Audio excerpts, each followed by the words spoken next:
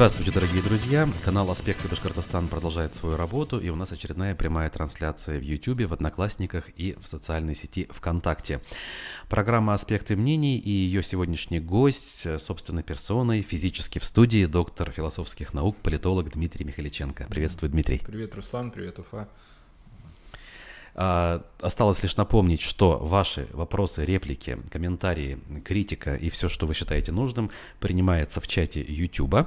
Он уже работает. Также наш прежний номер для СМС, WhatsApp и Telegram сообщений работает. Я его напомню. +7 927 304 1051. Добровольные пожертвования в пользу издания «Аспекты» можно делать с помощью сервиса Boosty, ссылку на который вы найдете в описаниях ко всем нашим трансляциям. И мы перейдем уже, как говорится, от слов к делу. Дмитрий, я думаю, что нашим постоянным зрителям и слушателям известно прекрасно, что вы уже последние годы в Уфе не живете, но продолжаете следить за нашей повесткой, участвовать в наших эфирах. Я думаю, что люди ценят ваше мнение, смотрят внимательно. В общем, как показывает статистика, это так и есть. Вот приехав в Уфу и довольно долго, да, находясь здесь, какие, я не знаю, мысли возникают? Вот пост вы на этот счет писали, мы его публиковали, как бы, в общем, понятно для тех, кто читал, но все-таки проартикулировать вот сейчас хотелось бы, да? Есть ли изменения позитивные, негативные, или как-то мы застряли в одном месте, и ничего не происходит, и в болото мы погружаемся все дальше? Или, может быть, наоборот, есть какие-то проблески оптимизма, которых мы здесь не замечаем? Ну да, вопрос предполагает ответ вот с точки зрения обыденного сознания даже, как я, как житель, да, я на это так и отвечу, без статистики, без ничего. Но вот мне обращает внимание, конечно, что у людей, вот, которые гораздо скромнее одеты, чем в Москве, намного меньше, и образ жизни вот этот европейский, или там, скажем, среднебуржуазный, да, как бы вот, его мало кто может сейчас воспроизводить. Ну, позитивно я отметил, что вот эти с известными символами машин не так много в центре Москвы, Уфы, да, вот. А город достаточно так опрятный, но я, опять же, по центру только, да, я в спальный район практически не ездил, только у меня есть традиция там ездить, где я родился, вот на велике прокатиться, да, там Строительный, Руставели, вот, да, там посмотрел. Ну, люди озабочены жизнью, вот. Изменений, видно, что строится, какая-то динамика есть, но очевидно, я вот вспоминаю, как сюда, допустим, приезжали казахские эксперты, да, лет 8-9 назад, тогда еще, кстати, и украинские люди приезжали на наши форумы, там, евразийские, да, вот, и они говорят, ну да, Уфа такая динамичная, то есть такая, сейчас этого былого динамизма нет, конечно, хотя видно, что есть определенные инфраструктурные изменения, в той же Чесноковке, где я жил, там все заасфальтировали, это позитивно, как бы сказать, но, опять же, видно, что, опять, с точки зрения, вот, по магазинам, там, некоторых походил, ну, покупательная способность намного меньше, вот, прямо намного меньше, но идентичность уфимцев, она, конечно, например, среднего возраста, она во многом за счет машины, вот, чтобы у них была хорошая машина, это очень важно. В Москве все-таки многие от этого отходят, и состоятельные люди, многие ездят просто на такси или там даже в метро они готовы ездить, ну, потому что в силу сложностей таких, да, вот, ну, такие вот вещи, ну, Уфа как бы не увядает. Но и не развивается так, как хотелось бы. Опять же, вот мы можем увидеть это и там и по хоккею, и по футболу, что вот будет все скромнее. Ну и я тут недавно читал, вот Всеволод Спивак, у его прогноза экономист, да, он достаточно такой вот тоже негативный, критично настроен, в принципе, как я. Но очевидно, что игнорировать структурные проблемы в плане экономики, в плане нефтепереработки нельзя. И это будет, очевидно, что это будет, и эти сложности. И вот у меня базовый прогноз был еще года 2 назад, Уфа 2040, вот типа эпоха Моргенштерна, где там, значит, этнические факторы будут более значимы, и социальная идеология будет уменьшаться, ну, и, скажем, атомизированность общества, и значимость институтов снижаться. Так вот этот прогноз, он, возможно, наступит быстрее. Хотя я могу сказать, что уровень межнационального напряжения в Уфе, он намного ниже, чем в Москве. Это хорошо, очень хорошо. Вот прозвучала фраза, что у нас меньше машин с наклейками, меньше, чем в Москве, или в принципе мало, как бы ожидалось больше? Нет, в Москве тоже немного. Вот жилой комплекс, я который живу на окраине Москвы, на север, на юго-западе, там вообще вот условно живет 1015 человек, там вообще этих машин нету, да. В Москве это в этом плане уникально. А вот мы все время сравниваем там с коллегами, которые работаем, там Ульяновская, Ярославская область, там вот, Самара та же. Ну вот, такое, ну мнение, это субъективно, очень субъективно. Ну, наверное, вот так вот. И еще, наверное, я хотел заметить, что все-таки, значит, вот проблема Уфы, я сейчас шел об этом думал даже, вот когда, да, что вот нет институтов, которые обеспечивают развитие, значит, и воспроизводство интеллигенции, не говоря о национальной интеллигенции и интеллектуалов. То есть все люди, которые амбициозны и ориентированы на траекторию развития, они предпочитают поступить в московский вуз, европейский вуз и так далее. А какие институты воспроизводят вот личности таких знаменитых, да, ну то есть, условно говоря, известных? Ну да, хоккейный клуб Салават Юлаев, там единичные воспитанники могут быть, которые там востребованы.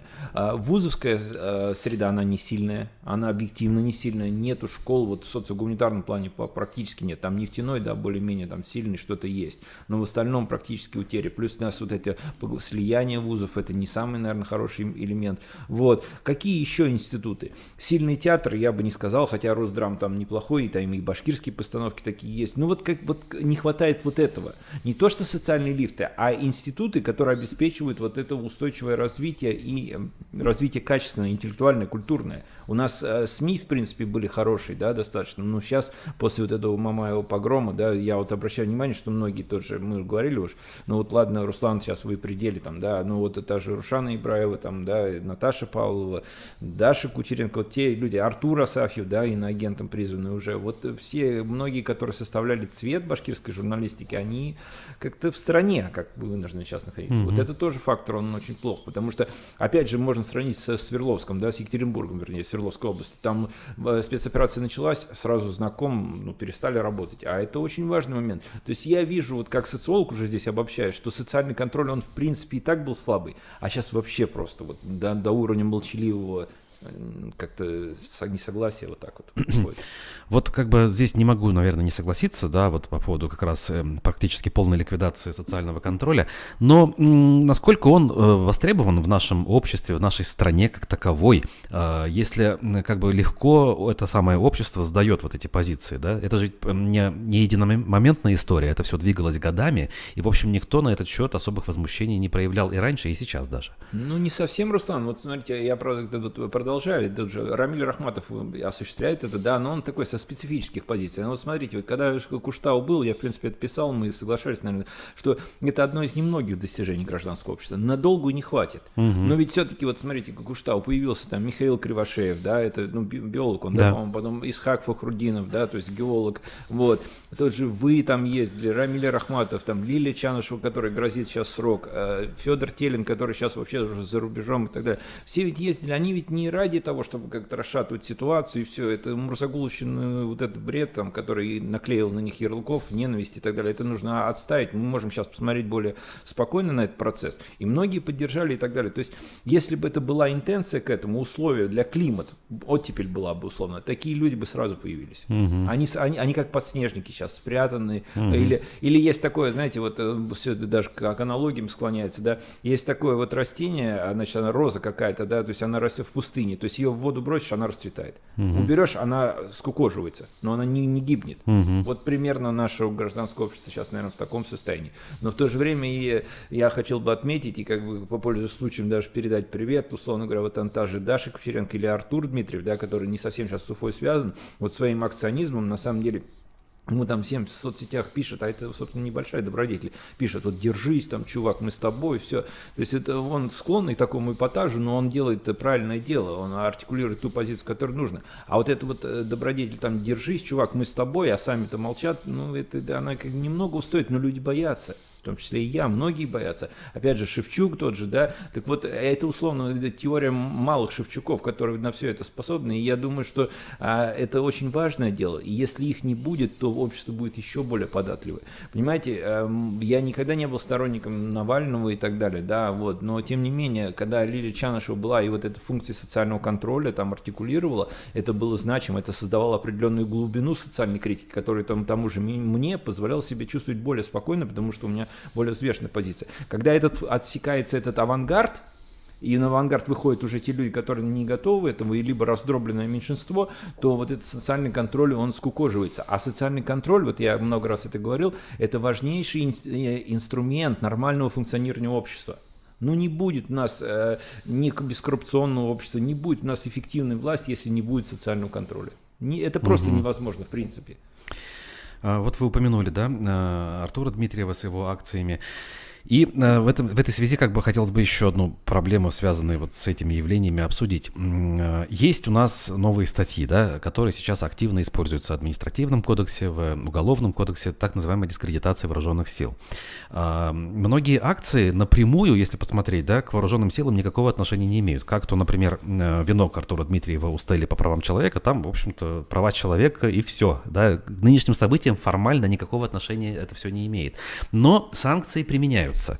Причем применяются жесткие санкции. Если это идет повторно, то там, он сам писал, может быть, даже уголовное дело. В этой связи некоторые спикеры здесь в студии, которые, в принципе, все происходящее оправдывают, поддерживают, вот с такой политикой не согласны, излишне жесткой. Они говорят, что эта политика, в свою очередь, наоборот, вредна нынешним властям, нынешней позиции, которую власти исповедуют по поводу консолидации общества и так далее. Что якобы те структуры силовые, прежде всего, которые так себя ведут, они, наоборот, подливают масло в огонь народного недовольства, и в конце концов это может привести к негативу. Вот разделяете ли вы эту точку зрения, что, условно говоря, есть некие саботажники, да, среди представителей власти, которые умышленно ведут себя излишне жестко для того, чтобы к чему-то прийти? Ну, разделяю точку зрения, формулировки не совсем так, может, не саботажники, они ошибаются, конечно. Ага. Давайте вот посмотрим с точки зрения, я, слава богу, собственно, политтехнологом никогда и не был, и очень рад, что и не стал, хотя там было около этих всех процессов, но вот политехнологически порассуждаем.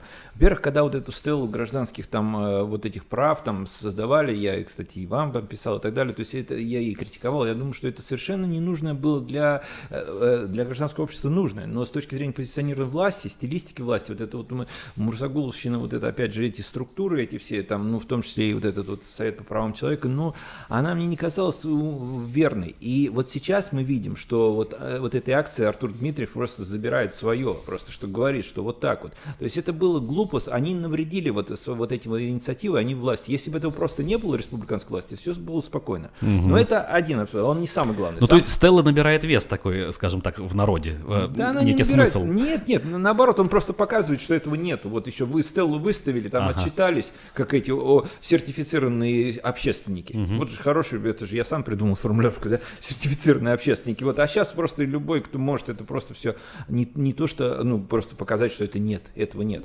Это не самый важный аспект. С точки зрения гражданского участия, это более важно. Важно это обращать внимание, показывать и призывать к каким-то законным процедурам. Я вот сейчас активно изучаю там вот диссидентское движение советского периода, и там разные волны. Условно, при Сталине было одно, после его теперь другая, и, по крайней мере, диссиденты научились, чтобы правоохранители или силовики, там, скажем, да, те же КГБшники, соблюдали законные процедуры в отношении к ним. Ну, условно говоря, не звонили, это вам КГБ говорит, звонит, придите сюда завтра на опрос. Нет, пришлите повестку. Ну, вот примерно. Это тоже очень большое завоевание, чтобы там они действовали таким образом. И вот что я хочу вам сказать в этой ситуации, оценивая ее в целом, что, конечно, сейчас очень сложно и отстаивать эту позицию, и как-то артикулировать что-то, да, но тот, кто делает это, тот, я думаю, что он является, ну, истинным патриотом России, и в моем понимании. А что касается, не ошибаются ли силовики, тут, понимаете, вот сейчас система, как власть, нельзя говорить, там какая-то конфигурация, и силовой вектор, он становится как во многом определяющий, но это было и до спецоперации, вот, и тут идет борьба разных течений, кому-то важно вот отчитаться, здесь поставить галочку, а гражданские, я думаю, среднее звено на уровне кураторов внутренней политики, в региональных администрациях и так далее, они в основном не торопятся впереди, скажем, авангарда бежать и вот закручивать гайки. Они не торопятся. Они понимают, что будет, кто-то посмеется, что-то. А если сейчас начинаются условно жесткие задержания, там, репрессии и так далее, это сыграет, вот с точки зрения региональной власти, это точно в негатив сыграет. Вот точно в негатив. Поэтому таких вот кровожадных практически нет никого. Вот, это я смотрю просто состояние. И вообще, знаете, вот важный вывод по региональному, мы же иногда обсуждаем эту тему, что сейчас минимизировано количество резонансных случаев, которые вызывают негатив. Точечная застройка, экологические проблемы и так далее. Грубо говоря, скажу просто, может немножко грубовато, губернаторы и их администрации, они не лезут на рожон, не провоцируют социальные конфликты. Вот как вот, опять же, по Куштау, там условно говоря, там советники напели, там Хабиру, давайте мы все, там надо твердую руку показывать. Совершенно совершенно социологически не выверено, ничего. Вот, вот таких случаев сейчас они стараются избегать. Они лучше отсидятся спокойно, где-то там, я не про Башкирию говорю, про другие регионы, где-то шкурняки свои не порешают, это есть такое понятие, как шкурняк, такое вот номенклатурное такое, да, что там свои темы какие-то выгодные, но лучше сохранять стабильность. Вот за счет этого растет рейтинг власти. Это фактор такой вот. Потому что если вас не раздражают, не пинают, не оскорбляют, ничего, по крайней мере, мы говорим, что мы вот в условиях патриотической мобилизации. И плюс другой фактор – социальный фон. Есть же фигура, есть фон. Социальный фон, он заключается в том, что общество сейчас не одобряет протест. Потому что всех убедили, что этот протест, там 2 × 2 = 4, он работает в пользу коллективного Запада, условно говоря. Вот этот есть элемент.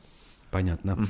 А вот повышает ли рейтинги, в частности, башкортостанской власти, намерение создать новую, скажем так, башкав-дивизию? Да? Сейчас у нас объявлен сбор добровольцев, что это будет, собственно, батальон башкортостанский, по примеру чеченского, и уже вовсю, скажем так, идет, будем говорить, пропаганда того, чтобы люди туда вступали.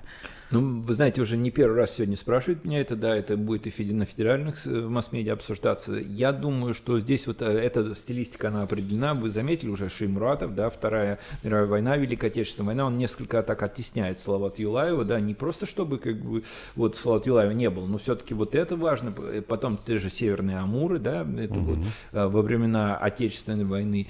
И вот эта вот инициатива, я думаю, она неоднозначно будет воспринята Хабировым, но в стилистику его позиционирования она вписывается, и это не сиюминутная вещь, а как продуманное решение. Я думаю, на федеральном уровне найдутся критики. Вот. Но, опять же, я вообще сторонник мира, и я хочу, чтобы максимально быстрее эта спецоперация завершилась, и чтобы все-таки с соседями у нас были нормальные отношения, да, вот, но, очевидно, горизонты, скажем так, коридоры у Хабирова, как представителя власти, они другие. И он действует уже, но он не может так сказать, он действует в других возможностей, он вот продвигает эту тему. Я думаю, неоднозначно лоялисты и патриоты поддержат, а критики будут критиковать. А на ваш взгляд, все-таки инициатива реально исходила от общественников, ветеранов боевых действий, или все-таки из Белого дома, лично от Хабирова? Я думаю, лично от Хабирова я не знаю, там умельцы-то есть, но, в принципе, сейчас таких вот ярких, креативных там умов не так много. Там есть Назаров, который вот четко фиксирует социально-экономическую ситуацию, он там на ней концентрирован и способен ее развивать. Вот. Есть Хабиров, остальные там все, такие, они, ярких там сейчас вообще нету просто, да, вот. То есть, и, в принципе, я думаю, что, кто-то может там скреативил, а общественники, я думаю, в понимании вот таких людей, как Хабиров, то есть общественники в основном должны просто поддерживать эти инициативы. Вот. Я думаю, что инициатива, наверное, шла все-таки со стороны власти. Один из слушателей вот тут еще до эфира написал, чтобы как раз-таки вы прокомментировали, раз уж мы главу республику затронули, слухи об отставке, отрицание этой самой отставки, информация о том, что якобы Донбасс и прочее, прочее. Вообще что-то из этих вещей имеет под собой основание. Даже тут уже чуть ли не кандидатуру подобрали в виде мэра Тюмени. Да, мы это обсуждали, Руслан, да, мы с вами это обсуждали. Я думаю, что нового ничего не изменилось в этом плане. Вот, если посмотреть, просто я вам так отвечу из того, что я не говорил. Если посмотреть вот другие телеграм-каналы по другим регионам, там в отставку отправляют по 30-40 человек, губернаторов вот из 85 регионов. Вот, поэтому тут, наверное, ничего нового нет. Понятно. Но этот Рамиль Рахматов же говорил, вот сроки даже называл, они не оправдались. Но я посмотрел, у него там статья какая-то была, то есть там на анонимный источник какой-то ссылается, что Хабиров политтехнолог там и так далее. Я немножко ее почитал. В принципе, вот это вот там много написано так достаточно интересно, скажем так, да, заслуживает внимания, вот это политтехнологическое мышление и так далее. Но я вижу, что там идет у Пруфа системная критика вот Хабирова. И, значит, есть критика, а есть информационные атаки. Вот тут в данном случае скорее идет похоже на информационные атаки. Все это нормально нужно относиться. Я к этому спокойно лично отношусь, потому что если у него мощный рейтинг, авторитет, у него там есть там свой пул экспертов, они это все просто работают с этим, как бы, да, вот. Но заставить заткнуться, там, грубо говоря, заткнуться, это вот не есть хорошо, это просто будет выхолащивание, там, скажем. Но я, конечно, с уфимцами на связи, разговоры веду, там у меня свои источники есть, да, ну, не так много, но есть. Вот, да, это активно очень обсуждалось 2 недели назад. Сейчас поменьше, похоже. Да, поменьше. Просто вот слушатель напоминает нам. Значит, далее. Ситуация, которая развивается в стране и в республике в частности. Вот, значит, Поступают в соцсетях, значит, фотографии из магазинов, в том числе и пустые полки иногда возникают. С одной стороны, официальная, скажем, риторика властей в том, что у нас все хорошо, и мы легко преодолеем все эти последствия, мы, более того, подготовились к ним. Где-то в кулуарах звучат больше, скажем так, опасений. Тот же Хабиров на встрече с журналистами, скажем так, недвусмысленно выразился, да, что мы еще даже запаха санкций не почувствовали, что все впереди. На ваш взгляд, негативные прогнозы в данном случае превалируют? В смысле, они имеют больше шансов реализоваться или нет? Я абсолютно убежден, что негативные либо ультранегативные сценарии будут основополагающим. То, что Хабиров так сказал вот в кулуарах, я считаю, это правильно, он предупреждает, от него все с трудовисты они будут делать, там есть свой KPI, условно говоря, КПД, да, скажем, да, но это разные вещи, но тем не менее работы губернаторов, там, премьер-министров в условиях вот этого жесткого кризиса, конечно, мы еще ничего не прошли, что нужно, удивлять, да, с долларом хорошо стало, можно спокойно там покупать, и на самом деле в Москве можно найти и наличку спокойно, да, вот, да, увольнения еще же не случились массовые, то есть те же вот эти безответственные антизападные эти Макдональдсы и прочие, все западные, вернее, они не выбрасывают людей просто так, как в виде духовных скреп по желанию там, да, вот, они выплачивают на несколько месяцев вперед, значит, оплату и так далее. И, кстати, Уфа в этом плане очень сильно выделяется. Я никогда не был большим таким поклонником Макдональдса, но прямо сейчас хочется его ехать и покупать и так далее. Это вообще, просто вот. Да, потому что цепляешься за тот образ жизни, который был. А многие проницательно говорят, что этого не будет, но как не будет? Тут вопрос сохранения личности, сохранения своих экзистенциальных, там, скажем, параметров, это во многом зависит от того, как ты ведешь себя в повседневной жизни. Вот. Я думаю, отвечая на ваш вопрос, не уходя там в размышлизмы и в свои там личные переживания, я думаю, что, безусловно, либо будет плохо, либо очень плохо. Но, опять же, давайте посмотрим на геополитику немножко. И что мы видим сейчас? Я тоже украинские там источники слушаю, и, в общем-то, там созвучно с моим пониманием, что часть сил в Европе, в основном это не англосаксонский мир, это Франция, Германия, Италия, вот, та же Венгрия, это вообще она как союзник России, получается, да, вот они заинтересованы в том, чтобы максимально заморозить этот конфликт или, скажем, прекратить его. А Америка ориентирована, и к ней же примыкает Прибалтика, Чехия, там, Словакия и Польша, особенно Польша, да, они ориентированы на пересмотр влияния Евросоюза, потому что Евросоюз — это организация достаточно сильная, субъектная, у нее много ВВП, но там во многом они вынуждены следовать в фарватере США. И позиция США, будь то Трамп, будь то Байден, неважно кто, предполагал больше усиления геополитической субъектности и превращение этого огромного рынка в филиал своего влияния. Да? Это вот видно было, например, Трамп просто сказал, нам Гренландию отдайте, пожалуйста, а датчане сейчас говорят, мы не хотим давать, но на самом деле то, что там происходит, я Арктикой занимаюсь, я каждую неделю там пишу для одного издания специально уже на протяжении 3 лет. На самом деле американцы забирают свое. Вот. И в Европе то же самое. Франция, естественно, Германия, как самые мощные эти страны, они не заинтересованы в полной американизации этого Евросоюза. И вот эта еще линия разлома, она очень важна, она будет влиять и, собственно, на конфликт в Украине и на будущих модус отношений России с Западом. Вот, то есть это козырь в руках нынешнего руководства России. Есть там, да, есть. Плюс там, это украинские эксперты проукраинские обвиняют там в коррупции и так далее. Понятно, олигархия — это инструмент работы Путина с американскими, западными элитами, это все есть, да, но там все на самом деле не так однозначно. И последние события показывают, что и поставки вооружений в Украину, они тормозятся, и ленд-лиз пока не так реализуется, как хотелось бы, и осмотрительные позиции и так далее и тому подобное. То есть все достаточно сложно. У нас сегодня проходит очередное заседание парламента, нашего госсобрания. Там несколько любопытных моментов есть на повестке. Например, изменения в закон о проведении референдума. Я сегодня с утра на эту тему высказывался, говорил, что вот изменения в то, чего нет на самом деле.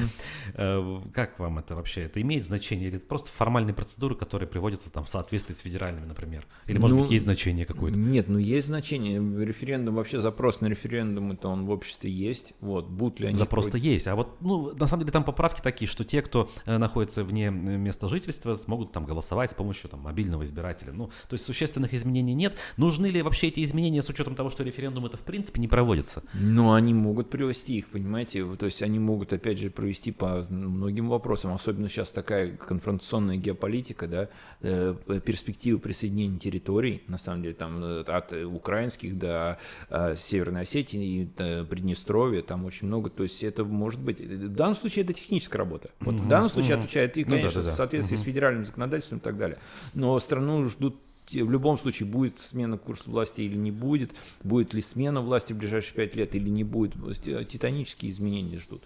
Это очевидно просто. И тут надо смотреть, исторически надо просто смотреть. Вот немного людей, на самом деле, способных, ну, так вот я себя сюда не ставлю, и мыслить исторически. Я обычно, чтобы порефлексировать, это нужен диалог. Я вот созваниваюсь с экспертами, коллегами, вот, и мы это обсуждаем постоянно. Но по-другому нельзя. Просто сейчас на самом деле все стало неважно. Там хоккей, баскетбол там не показывают, который я смотрел, там, ну, вернее, там сократилось все это, да. Вот. И вообще досуг как таковой, да, он стал неинтенсивным. Ну, а вот это вот, конечно, у всех в фокусе внимания. Вот из моего круга. Ну, у меня, конечно, политизированный круг. Вот, вообще. Кстати, круг, раз уж его упомянули, меняется ли настроение у этого самого круга? Условно говоря, все-таки уже больше, чем 90 дней спецоперация длится. Одно дело настроение в марте, там в апреле, наверное, другая история была. После первых более-менее позитивных итогов переговоров, да, когда отвели там часть войск, и потом 9 мая дожидались, что это будет некий конец, в результате уже и май заканчивается, ситуация вроде как замерла. Вот что люди говорят? Ну да, меняется, например, вот синтезируя, я могу сказать, что сейчас многие скажут, давайте беречь нервы и приготовиться к долгой дистанции, то есть кратко это не, в общем-то, не закончится, и вот в этом плане, ну, объективно, как-то новости того же с военного театра действия, они становятся менее актуальны и так далее. Но я вижу по социологии то, что мы проводим каждый месяц, на самом деле, вот, и будем проводить дальше, вот, я вижу, что многие все-таки не понимают вот смысл этой спецоперации, да, и запрос такой, он аккуратный, но устойчивый на то, чтобы она завершилась, он есть. Вот. Многие, конечно, говорят, что там до победного конца полностью Украину взять, но тем не менее, вот второе, наверное, все-таки, первое все-таки преобладает, чтобы на завершение. И вот, но люди не понимают, но и не задают власти вопросов. То есть, ну, вы нам скажите, пожалуйста, там, да, аккуратно могут сказать на фокус-группах, но хорошо бы, если бы выступил глава государства и сказал, что это вот этап такой, у нас вот такие цели, KPI, четкая траектория. Но нет, готовы, в общем-то, власти виднее, там мы делегируем. И еще я заметил, что не хотят этой милитаризации в значительной степени, хотят, чтобы все-таки это то, что происходит где-то там далеко. Ну, то есть профессиональная армия регулярная пусть занимается, а вот эти все вопросы по поводу там мобилизации, как бы мы не хотим, да, в целом? Да. А по санкциям просто там, ну, мы же долго говорили, что связи прямой общество не видит между выборами и экономическим развитием. Здесь то же самое, вот они не соотносят и все. В Москве соотносят, я говорил, в Москве совершенно другая социология, и в Питере совершенно другая социология. Вот, но политичность, она преобладает. И вот, конечно, сейчас, я опять же много говорю вот с уфимцами, там, когда езжу по своим там, вот, знакомым и так далее, то есть многие говорят, ну сейчас телевизор, один там Соловьев, один вот это все, но это устают от этого, То есть, да, понимаете, вот, Руслан, вот тут такой пример, вот дедушке у меня там условно 77 лет, там он с 31 года рождения было, когда он сейчас уже умер, к сожалению, да, вот, а кто такой ренегат? Его спрашивают, он говорит, Каутский. То есть вот эти все формулировки, вот, и которые заложены, вот Сталин еще писал рукой, да, они вот настолько эндокринированы, что вот они просто это воспроизводят. Вот этот эффект я сейчас вижу и в российском обществе, что они, значит, говорят вот этими формулировками, не понимая ни их сути, ни глубинного значения. Но вот я могу сказать, в качестве исключения, денацификация не зашла. Ну, не понял глубинный народ, что это такое. Ну, зачем это? Вот. И сейчас они уходят от этого. То есть, условно говоря, во всем виноват Запад, это все хорошо укоренено, все понимают? Да, абсолютно. Вот, да. Во всем виноват Запад, Америка плохая, там все, да, давайте там очистим от нациков, а вот уже дальше денацификация, что это значит? А что это? Как денацифицировать? Убить ли, или как перевоспитать, как трудовые лагеря? Там, это уже им не понравится, на самом деле, если им начнут рассказывать, что это, что они туда вкладывают в это. Хотя тот же вот этот Азов, вот этот вот запрещенный, или как он там показали, там вот эти вот наколки, все это, конечно, сработало, я думаю. Все это, мы еще не проверяли это в общественном мнении, да, но это, я думаю, сработало, это надо вот прямо показывать, потому что на фокус-группах. Ну вот тогда, кстати, да, действительно, есть вот эти наколки, есть люди, есть вот эти шествия и прочее. Ведь нельзя сказать, что нету ничего такого, да, вот этих вот, скажем так, проявлений крайне правых. Вот, как бы используют то, что есть. Понятно, может быть, где-то утрируют, где-то как-то приукрашивают, конечно. но нельзя сказать, что это отсутствует. Вот Как с этим быть? Ну, Надо ли Руслан, как-то с этим быть? Нет, ну, Руслан, смотрите, тут же массовый процесс, там всегда можно что-то найти.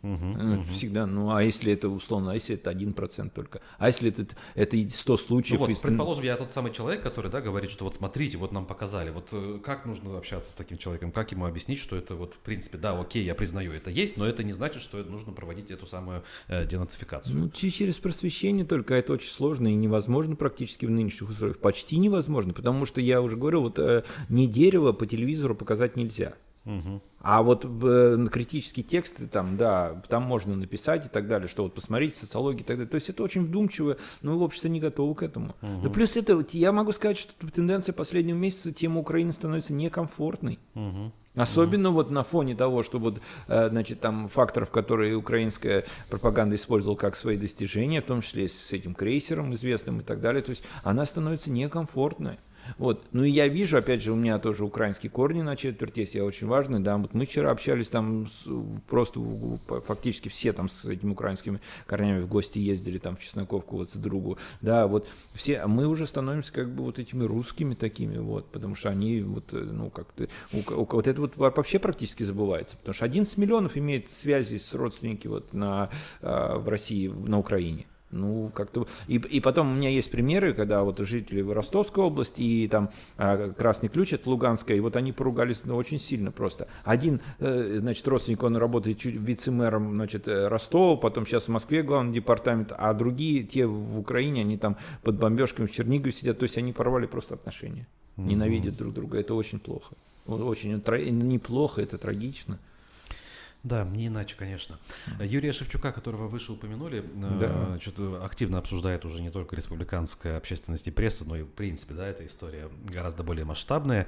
Известный концерт в Уфе прошел, значит, известные высказывания прозвучали, дальше протокол, суд, который все еще не состоялся, и вот сегодня уже Шевчук дает интервью израильской радиостанции, где признает, что, скорее всего, с концертами в России придется повременить. Вот. Но на этом фоне хотелось бы ваше мнение по поводу того, как это в республике все протекло. До концерта Шевчука Рустем Ахмадинуров был здесь, критиковал Би-2, в общем, призывал отменить их концерт, но тут же привел в пример Шевчука. Как бы я даже вопрос ему не задавал, он говорил, что вот есть Шевчук, да, мы его позицию тоже понимаем, но он ведет себя более вдумчиво, не провоцирует людей, поэтому как бы ему зеленый свет. Окей, концерт состоялся, но произошло ровно то, как бы, чего вроде как не должно было, по мнению местных элит. В результате тишина, то есть никто его не осуждает, никто не говорит, что вот ай-яй-яй, мы ему доверились, а он нас подвел. В общем-то, воды в рот набрали и ситуацию отпустили. Как это можно все объяснить, прокомментировать? Ну, то, что говорит Ахмадинуров, он сам порой не понимает, и у него с системным мышлением большие проблемы, а то, что вообще-то это рядоположные вещи, и Би-2, и Шевчук, позиции совершенно рядоположные. То есть, так я вот тоже как бы да, понимаю, что это одно и то же. Для этого не надо обладать докторской степенью, хотя можно обладать, но не являться носителем тех знаний, которые необходимы для этой степени просто. Вот, я предельно недвусмысленно говорю, я просто этого человека знаю прекрасно и совершенно. Вот, и я думаю, что республиканские власти в этом плане все правильно сделали, все правильно, то есть, а вот такие вот, как вот эти околовластные вот эти вот как бы полезные спикеры для них, они им порой вредят, потому что правильно этот Хабиров сказал про это, что с такими друзьями и врагов не надо. Вот. Но ведь концерт Би-2 запретили не они, которые, значит, высказывались, а власти, собственно, запретили. Ну, конечно. Ну, а тут, понимаете, у Шевчука-то моральный авторитет в Башкирии намного выше, чем у Би-2. Он местный, он вон через дорогу учился, там первая школа, да, с моим отцом, кстати, в одном классе, там 2 года они учились в конце, да, вот, и он Куштау эффект. Это же вот один из фронтменов был, да, то есть все. Да. Я порассуждал на эту тему, но вот смотрите, сегодня я тоже анализировал эту тему, уже там авторитетные телеграм-каналы дали уже, что вы типа неправильно все поняли, как в израильском вот этом интервью написано. Я утром ехал в такси, читал вот это ваши на аспекты, а потом ВЧК УГПУ там и другие телеграм-каналы написали, что они не против, они хотят концертов. То есть на самом деле, поймите правильно, вот есть фигура Галкина, есть фигура там этого... ну, допустим, Илья Варламов или кто там еще уехал, Ургант, Иван Ургант, да, На них все можно сказать, особенно вот про первых там вот Урганта или, например, Галкина. Да, можно сказать, что вот они юмористы, они пошутили, все, по Шевчуку так не скажешь. Ну да. Его в юмористы не запишешь. Потом я вам больше скажу, среди вот власти там же поколения людей, ну чуть постарше нас, нашего возраста чуть постарше, то есть это 35-50 там, да, вот условно говоря. Собственно, аудитория Шевчука. Да, это аудитория, конечно, это Ага. аудитория Шевчука, им пинать его не хочется. Я внимательно следил, потому что я колонку на Кремлевском безбашеннике написал, я следил. Там кто-то мне ответил, вот с этими, которые телеграм-каналы свою букву эту переименовывают, да, отметили, что это вот юмористы, это люди несерьезные. Ну, Шевчука в юмористы описывать, это вообще, конечно, глупости, даже полемизировать не стоит. Но я хочу сказать, что кто-то попытался, там один бывший депутат Госдумы, вот, да, говорит, это Лысаков. Вот антиваксер вот этот, да? Да, говорит, я от Шевчука такого не ожидал, вот что ты. Потому что когда, вот, в общем-то, я тоже выступал против вот, принудиловки по вакцинации, вот, и мы как-то, он перепосты там делал, все, я как-то за ним стал следить, да, я такого не ожидал от него, и все. А видно, что установки-то не было. Этот человек, он больше к Володину, и он, на самом деле, сейчас не в фаворе, он как бы около власти, у него там другие центры, ну, где-то силовики, наверное, все-таки, да, вот. А не было установки его там пинать, и перевоспитывать, это, да бесполезно, потому что. Бесполезно. Шевчук это все... Я, знаете что, Руслан, я вот что хочу сказать. И кому этот контекст интересен, он мне глубоко в душу запал. Я на концерте не был, но катался на велосипеде вокруг этого как раз. Я даже не знал, но там потом в Фейсбуке почитал и так далее. Но я был на концертах Шевчука. Небольшой поклонник, но слушаю эту музыку. Да, она мне нравится тоже сейчас. И вот я после этого пришел домой и послушал его, значит, встречу с Путиным в рамках, по-моему, СПЧ или что-то там. 2010 года. Да. Где Юра музыкант. Где вас как зовут? Юра музыкант, то есть ему нечего бояться, понимаете, и тут мне сразу такая аналогия историческая, вот этот Нерон, но она не прямая. Нерон свою маму, как известно, убил там, да, вот, то есть у них там и связь была интимная, и тогда потом, ну, считается, что он ее убил, и вот в Сенате он слезы крокодили льет, что вот у него погибла мать, хотя он сам на корабль ее отправил, корабль развалился, она утонула, вот такая. И просто один сенатор стоик, Тросея Пет, встал и вышел. И все, это был поступок. Я вот хочу сказать, не прямая аналогия, Шевчук способен на поступок. В отличие от некоторых шакалов пропаганды, он способен на поступок. По поводу Шевчука-то лично у меня сомнений никогда и не было. В общем, он лишь подтвердил как бы наше понимание его позиции, его характера. Но ведь проблема это, то есть, условно говоря, Галкина можно там списать на юмориста, Урганта там, на кого-то внимание не обратить, кого-то предателем назвать. А вот Шевчук, видимо, такая величина, что в принципе как-то вот все воды в рот набрали не только на уровне республики, да, за исключением редких каких-то экземпляров. Да. Это ведь проблема для системы. Да, но таких мало. Таких, как Шевчук, очень мало. Очень мало. Они есть там. Условно, вот так же, когда выступил это с Алисой, этот лидер, что вот запрещают концерты, да. Но там все-таки более такая тема была. Таких мало, очень мало таких. И сейчас власти, вы понимаете, она не может быть голой. Она не может подстриженной быть. Ему надо инфраструктуру ломов. И искренних надо тоже. Понятно же, которые как наемные там. Те, кто отрабатывают, да, окей. Эти тоже нужны, но все-таки должно быть, чтобы устойчиво, должна быть какая-то такая лоялистская поддержка. Они не заинтересованы вот этот круг-то разрушать. И вот они решили отмолчаться. Я думаю, скорее так, на тормозах. Но я, видимо, с ним поговорили, если концерты. Он же не будет протестовать и идти на концерты, там были же такие музыканты, это в Чили, по-моему, Виктор Хар или кто-то, это все в советское время их рассказывали, там ему руку сломали, это, чтобы он на гитаре не играл и так далее. Шевчук, наверное, на такое-то не пойдет, он же на Невский не выйдет и говорит, хотя не стреляй, все, классная песня, он с 80-го года ее поет. Вот. И я ее тоже слушаю. Хорошо, а штраф, вот полиция так или иначе пришла, то есть, грубо говоря, не поленились и не стали считать, что это как-то повредит, прямо после концерта явились составлять протокол. Это как бы, на ваш взгляд, самодеятельность конкретных исполнителей на местах, у которых жесткая инструкция, любые проявления пресекать, или все-таки решение, принимаемое на каких-то высоких этажах? Ну, она же, получается, не совсем, ну, не знаю. На самом деле не знаю. Похоже, все-таки это обязательное реагирование, решили так сделать. А дальше доводить или нет, там уже решалось уже на более высоких инстанциях. Ну, с точки зрения там оперативных действий-то они все сделали правильно, им надо было как-то отреагировать. Они провели с ним беседу. А о чем они говорили, же неизвестно. Ну, да. Ну, не первый раз с Шевчуком так разговаривают, я думаю. Они не последний, наверное. Ну, вот наличие Шевчука такого, пусть их и мало, да, таких людей, и такой позиции, оно как-то способно на что-то повлиять? Или это вот просто вот мы такие обсуждаем здесь и считаем, что да, Шевчук молодец, и слава богу, и все на этом? Ну, смотрите, массовый протест, да, вот тоже у нас последний раз массовые протесты были политические, это в январе 21 года. Ну да, и да, и апрель еще был отголосок. да, вот. А, конечно, они более значимы с точки зрения там инфраструктуры влияния, но активизм он заменяет вот в тех условиях, когда нету протеста, но, очевидно, есть потенциал для социального недовольства, это заменяет активизм отдельных людей. Начиная там условно от Шевчука, заканчивая там вот теми людьми, как там Артур Дмитриев, да, тоже, да, ну и так далее. Вот, но на что-то это влияет. На что-то это влияет. И тут можно сказать, по-моему, это Элиас Канетти фраза философа: вы не представляете, насколько сюзерену важно, чтобы холопы перед ним сами добровольно на колени вставали. То есть ставить на колени, это же ресурс надо, а если он сам готов встать? Вот у нас вот эту податливость, конечно, воспитывают. И в Беларуси ее воспитывают. В Беларуси уже смертная казнь в определенных случаях может применяться.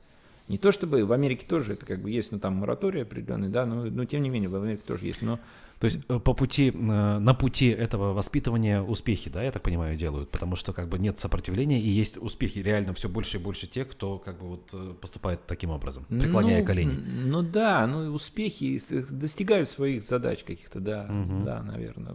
В полном смысле слова успехом я не могу это назвать, конечно. Ну ясно, в этом смысле. Но, нет, понятно, да, нет, но я просто размышляющий, да, но туркменизация, конечно, она идет.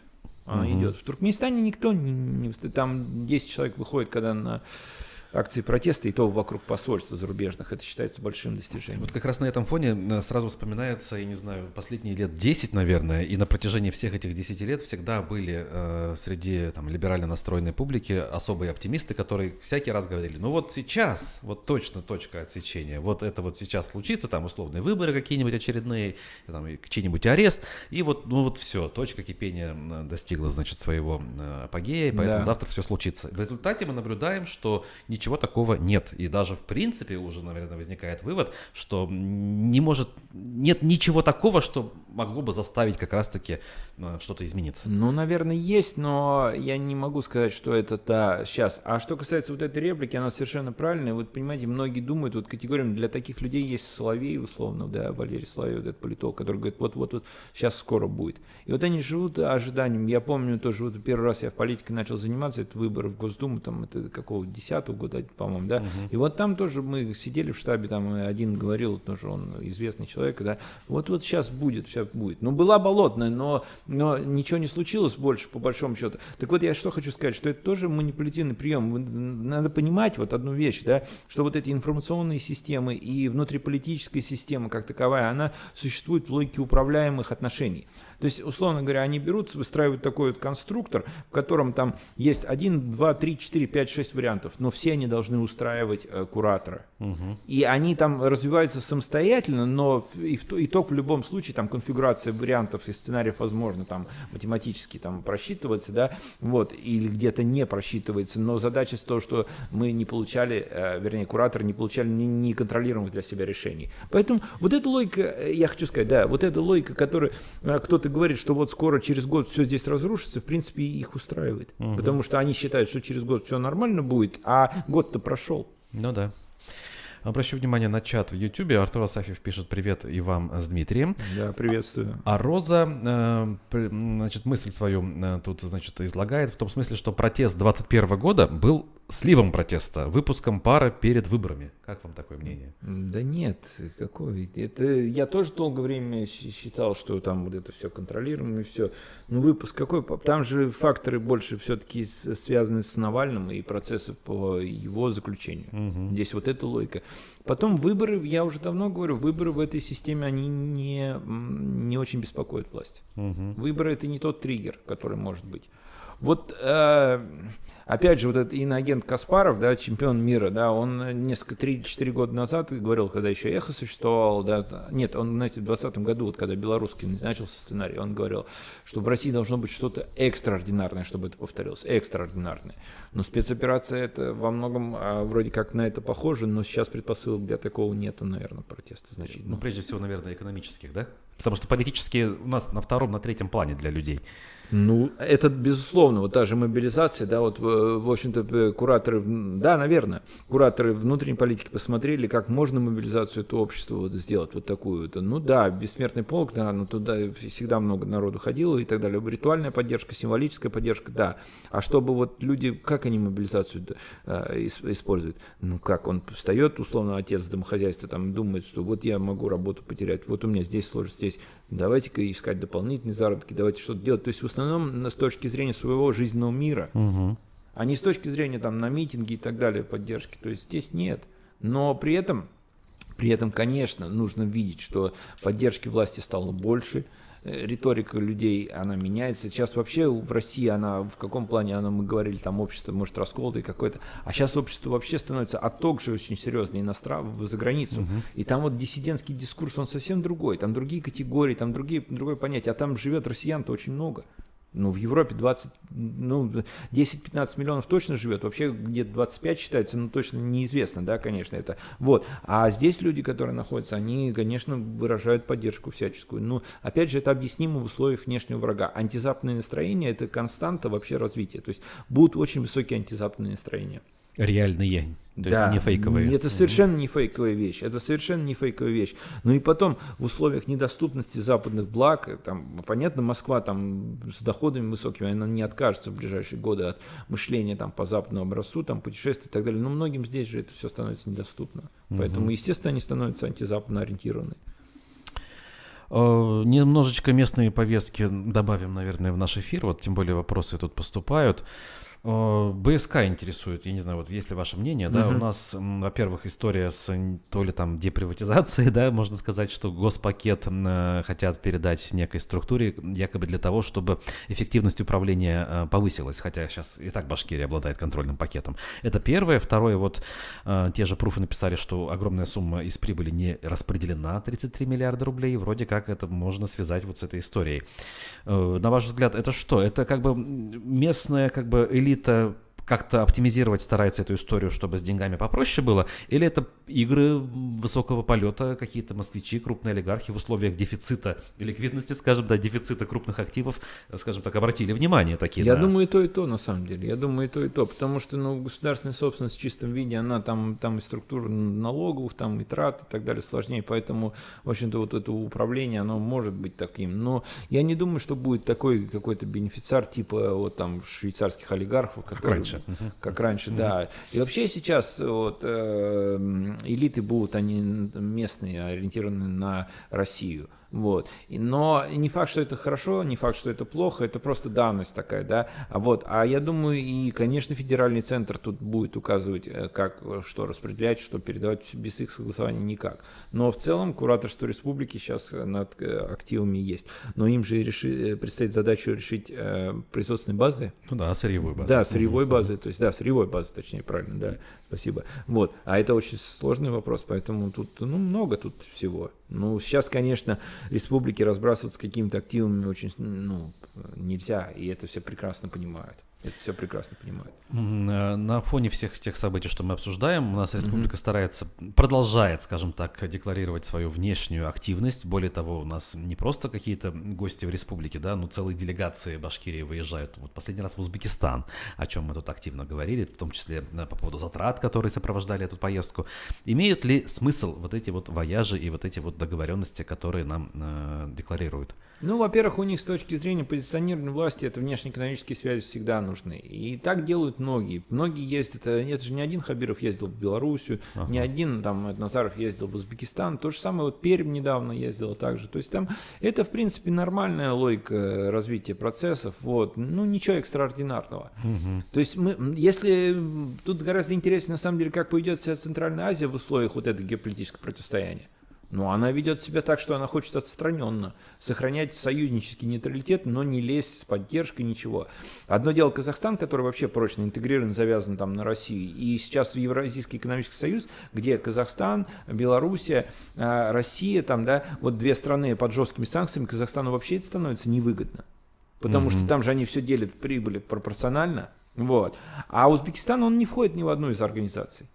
Он не входит. И там вообще другой разговор. И узбекистанский МИД делал такие достаточно заявления, что давайте просто это, чтобы скорее закончилось. И там на уровне общественных настроений поддерживается такая ситуация, что все-таки там даже где-то проукраинское есть. Вот, вот такой вот момент. То есть могут себе позволить. Да, могут такое. себе позволить. А тут, понятно, что Путин может позвонить или кто-то из Мишустин и из Казахстана там, поправить их, скажем так. Там же было тоже очень неоднозначное заявление, очень влиятельного заместителя администрации президента, который сказал, что мы не будем помогать России обходить санкции через Казахстан.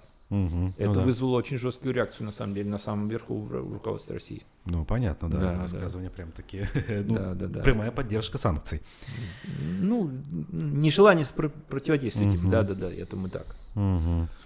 Так, еще тут вопрос, я уж не знаю, вот выборы, конечно, мы уже сегодня затронули, что как бы смысла они не имеют, но вот у нас тут формальная процедура, аж с 2017 года действовал состав Центральной избирательной комиссии Башкирии, и вот переутвердили его полностью, не изменив, получается, никаких членов, да, видимо, вот сейчас я вижу технический орган сейчас, да. То есть не имеет значения? Нет, я думаю, нет.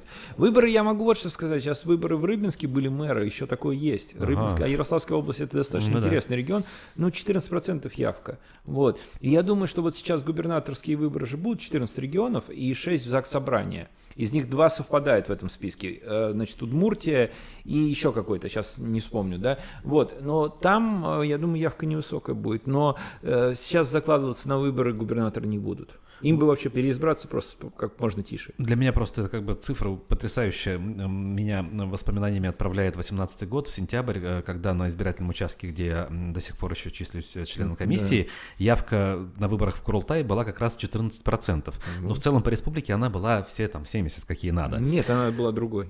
Вот, а я понимаю, что она была как раз 14-25. Я знаю точно цифру, я не буду говорить. Вот. Ага. Это хамитские времена еще. Я на совещании просто был.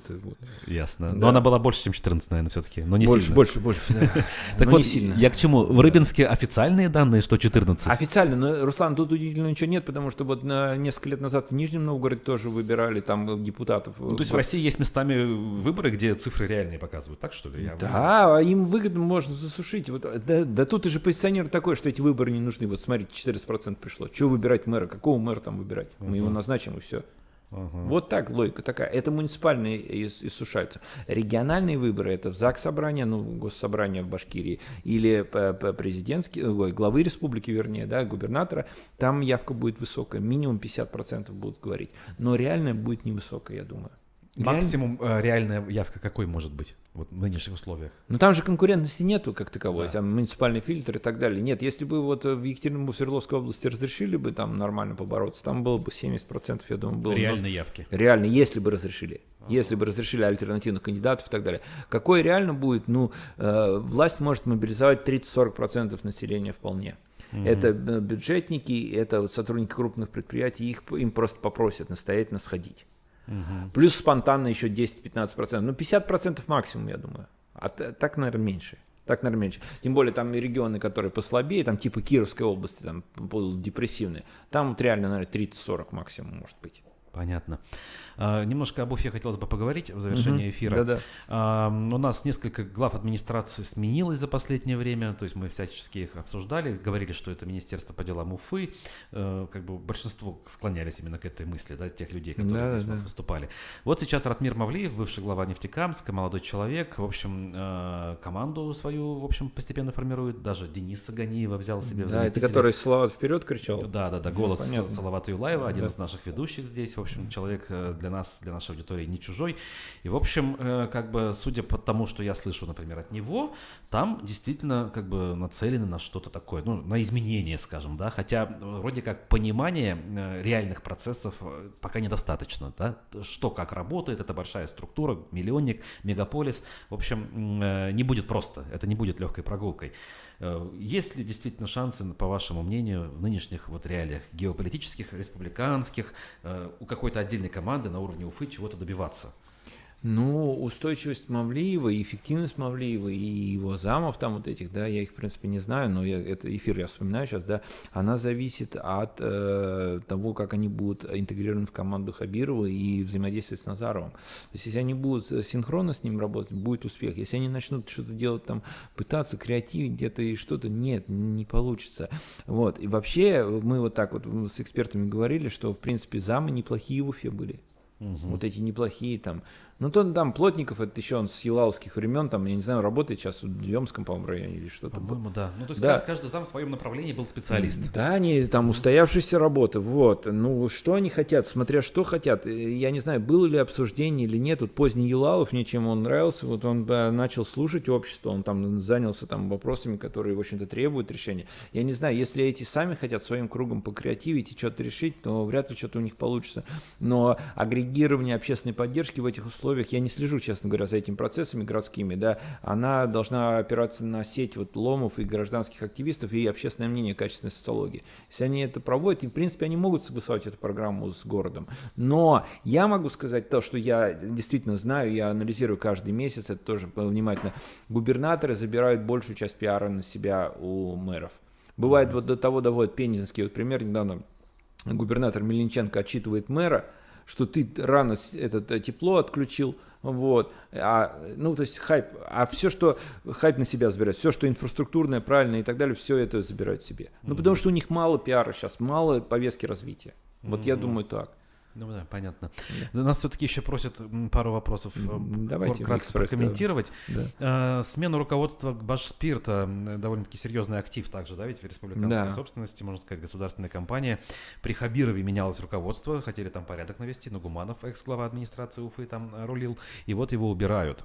Что происходит? И, как я понимаю, там значительное влияние других людей, которые не стали главой республики, но рассматривались на эту позицию, так скажем, аккуратно скажу, да. Более детально я не могу сказать, но я вижу, что там смена, да. Но так глубоко я не могу сказать, потому что, ну, я больше сейчас слежу все-таки за регионами в целом, а не за Башкирией конкретно. Ну да, понятно, это уже да, такие да, да. хозяйственные Но вот вопросы, это, я сказал, я думаю, что это имеет под собой основание. Вот. Ну, то есть, рассматривали же в 2018 году другого кандидата, там еще до Хабирова.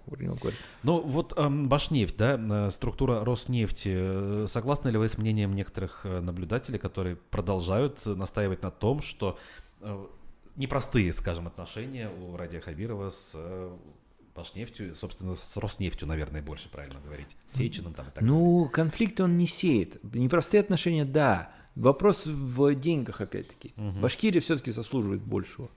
Сложности есть, опять же, с финансированием этого хоккея, там, футбола там не хватает. Хотя, на самом деле, даже я, хоккейный болельщик, в этих условиях вообще можно отказаться от этого, но лишь бы там социалка была нормальная. Вот. Но, конечно, да. Конечно, да, Башнефть и Роснефть ждут непростые времена, я думаю. Непростые. Хотя, ну, вы знаете, опять же, глобально если сказать, там, да, что газ у нас все-таки экспорт меньше занимает, больше нефть, и нефть там возможен элемент переориентации. То есть, условно говоря, поставляли там в Европу, хотя не только в Европу. Сейчас начнут с дисконтом поставлять на Восток, там, ну, в целом Восток. Восток начнет поставлять в Европу, и как бы это круг вот так пройдет, но Россия будет с дисконтом, но не сильно потеряет. То есть, в этом плане Россия огромная, у нее геополитическое положение такое серьезное, поэтому она может себе это позволить. Вот. В этом плане, конечно, будет Роснефть работать, но ждут непростые времена, особенно нефтепереработку. Это прогнозирует, даже Зубаревич это тоже прогнозирует. Первыми встали, это, значит, у нас не встали, а со сложностями столкнулись, это производители автомобилей, самолетостроение, металлургия поменьше, нефтепереработка. Нефтепереработка – это проблема, ожидаются ближе к осени. Ну что ж, тогда и обсудим, наверное, да, что конкретно происходит и дальше уже чего ждать после того, как эти проблемы наступят. А пока я благодарю нашего сегодняшнего гостя, который живьем был в нашей студии, доктор философских наук, политолог Дмитрий Михаличенко. Спасибо. Был с нами. Спасибо. Всем хорошего дня, до встречи в эфирах завтра.